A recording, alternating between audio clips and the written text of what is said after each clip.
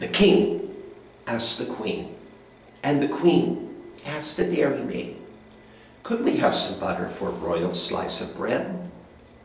The queen asked the dairymaid. The dairymaid said, certainly I'll go and tell the cow now before she goes to bed. The dairymaid curtsied and went to the aldermaid. Don't forget the butter for the royal slice of bread.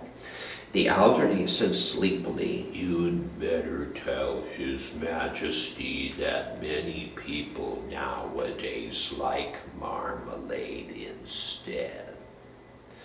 The dairymaid said, oh, and went to Her Majesty. She curtsied before the queen and she turned a little red. Excuse me, Your Majesty, for taking up the liberty, but marmalade is tasty if it's very thickly spread.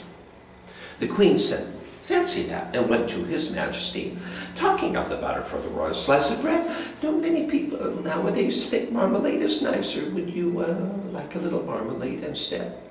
The king said, oh dear me. And then he cried, oh dear me. The king sobbed, oh dear me, and went back to bed. Nobody, he said, could call me a fuzzy man. I only want a little bit of butter for my bread.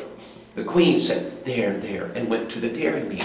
The dairymaid said, there, there, and went to the shed. The cow said, there, there, I didn't really mean it. Here's milk for his porridge and butter for his bread.